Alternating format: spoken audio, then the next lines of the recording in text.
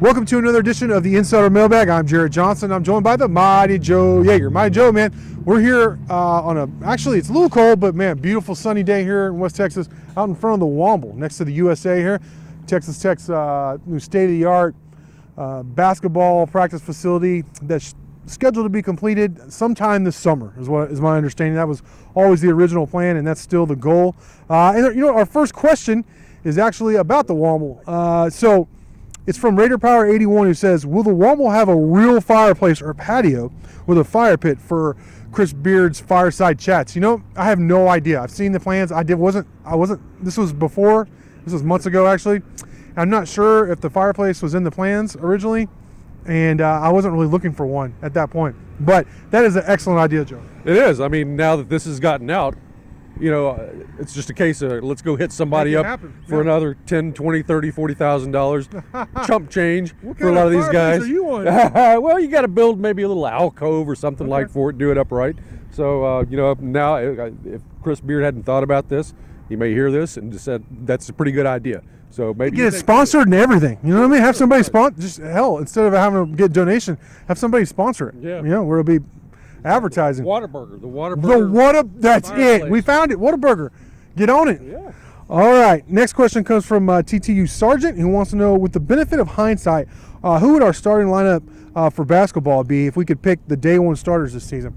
Now, I think we got to be careful here because, for example, I think Kevin McCullough should be a starter right now, but I don't think he was ready in day one. The day one starters were Jamias, Terrence, Kyler, Morrow, and Holyfield. So But Clark was in there, wasn't he? No, he wasn't. Early on. That's who I predicted was going to be in there instead of Shannon starting. And no, Shannon started the season. I went back and looked. Actually, did some research, which took me all of 30 seconds to look up. But no, it was Shannon, and Clark was the sixth man. Yep. I think we could argue those seven guys. Now, I just don't think McCullough was ready day one. Now, I think he is now, so that's where I'm at. Yeah, I mean, that's right. I mean, they probably started the right guys. Yeah. Is what it comes down to. Yeah, imagine that, exactly. So, McCullough was getting some minutes early on, but he was just turning the ball over way too much, and, couldn't justify putting him in the starting lineup at that point. But obviously right now, I mean, we're talking about inconsistency being a problem with this team right now. I mean, McCullough is a guy who's bringing you consistency. Yes. Consistent effort, consistent performance, and he's just getting better and better and better, and you don't have to worry about him disappearing and going 0 for 8 from the field and not doing jack squat. So, he deserves to be in that lineup right now. What I like about McCullough the most, you mentioned the effort, is that he has he's a skilled player, and he was a highly rated guy before all the reclassification nonsense that honestly 24/7 Sports kind of fumbled, in my opinion. But he's got a lot of junkyard dog into him too. Like right now, that's really what I'd say he's bringing to the team, is that junkyard dog defense, rebounding, kind of, even though he's shooting more recently, kind of like, shots off a rebound or open layups that are created by other guys.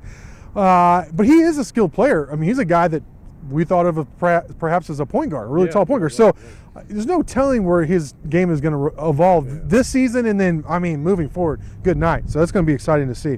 All right, next question comes from Mal Raider, who I chose to answer this because I have it because it's a tricky answer for one, but I can answer this one. Mal Raider wants to know, how concerned should we be about the Jett stuff? Do we think this could take Wells down, Kirby down? I honestly don't see how it could take Matt Wells down because, A, he didn't recruit this guy. He didn't keep Jett Duffy on after the first suspension.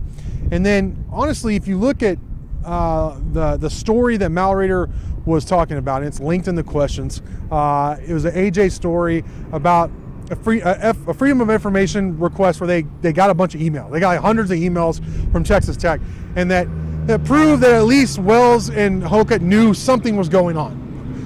It doesn't prove that they knew Jett had been accused.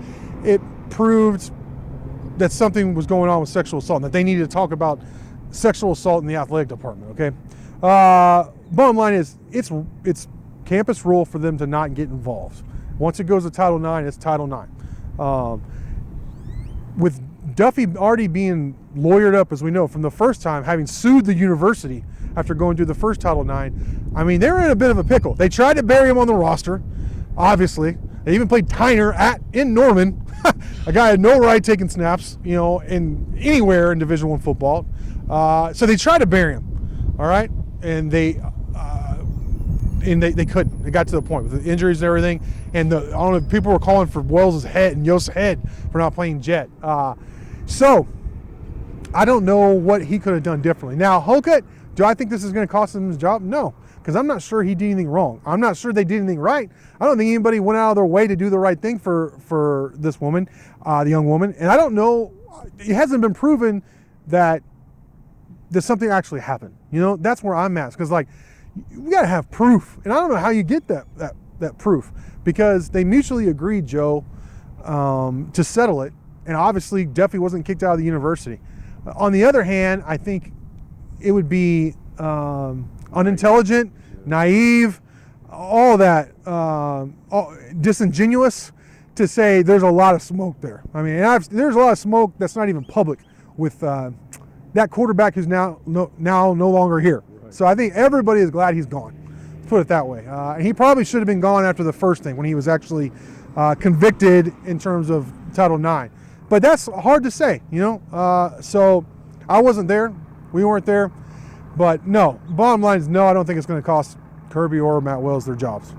All right, Afros53 wants to know just what was the story on Sawyer Robertson. He wants to know the 2021 quarterback, Lubbock Coronado. He has a lot of offers, like in-state Texas has offered him, to give you an example, Baylor. But Texas Tech, neither Cliff Kingsbury nor under Matt Wells and David Yost did they offer him. Now, they have a pretty dang good quarterback in Baron Morton committed.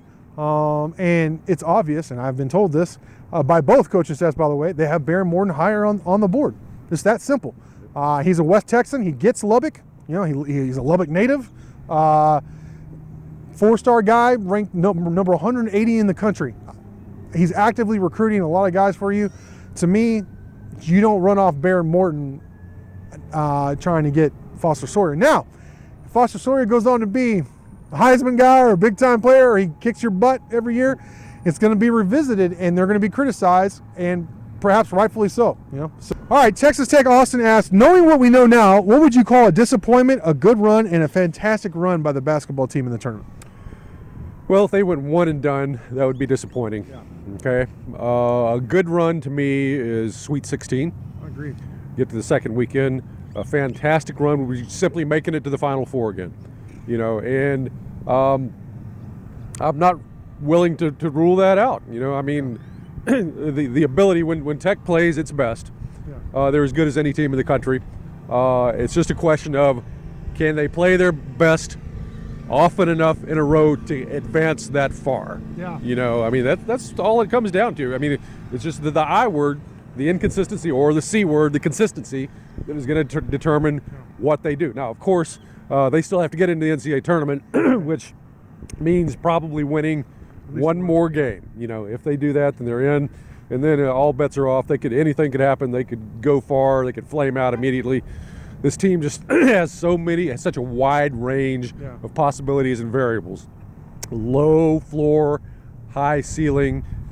Anything could happen. So it's just it's going to be a wild deal. I wouldn't truly be surprised if they lost in the first round, no matter who they play. And I would be a little surprised if they made the Final Four. I would. Yeah, because you have to win, four games in a row to make it to the Final Four. That's tough. Sweet 16, I think, would be great. Yeah. Close to fantastic to me. Our final question comes from Titan Raider, who wants to know, is Tech going to recruit a bona fide point guard, or do we all just have to accept Beard's positionless player approach and point guard by committee? Well, this was also asked in the Hump Day Wednesday thread, Ask Us Anything thread, and I had simply just posted Amari Burnett's profile, because he is. Now, he's listed as a combo guard, but you watch his game, he's a facilitator. He's like a Chauncey Billups type point guard, in my opinion. That's what he is. Well, that's a good comparison. Which I love Chauncey Billups. Yeah, right, he won right. a couple of titles in the NBA, but at least one. Sure. I will say this, though, that Beard, he does not set out looking for point guards or small forwards or anything like that. He's just that's his deal. He recruits basketball players. Yeah. Period. If they happen to look a little bit like a point guard, great. If they happen to look like a power forward, agree fine. with that. You know, and so that's what he does. I mean, he's just looking for guys who can play. And he's told me before that he'd be quite happy with a roster of nothing but 6'7" guys. Yeah. So, I mean, 6'7" guy usually is not your point guard. Right. So that's just the way he rolls, and it's hard to argue with the results. There's other guys to take it forward in recruiting. Manny Obaseki from Allen. He's a combo guard. He's a true point guard. And these combo guards, like in today's world, like you hear me say he's a true point guard but a combo guard, and people might say, well, how are those two the same? In today's world, basketball world, you really almost need like a scoring kind of point guard. I mean, you do. Now, like a Trey Jones is a good example. I like Trey Jones a lot for Duke, but he's not a scoring point guard, and in my opinion, that really hurts Duke. He just does. He's not a good shooter. You got to have a guy who can fill it up, who can control the basketball, in my opinion, especially come tournament time and conference time and winning time. You need that alpha, like Keenan Evans, or even a Jarrett Culver, who wasn't a point guard, but he played a lot. Like he was their top assist guy. He played a lot like their point guard. So that's kind of what I see in Amari Burnett. Like I said, Chauncey Billups, combo guard kind of guy who can fill it up, but he's also a very good facilitator. So I'm looking forward. Needless to say, I'm looking forward to seeing Burnett in a Red Raider uniform. But all right, Maya Joe, great stuff from you as always. Thank y'all for watching. Thanks for your great questions, and until next time.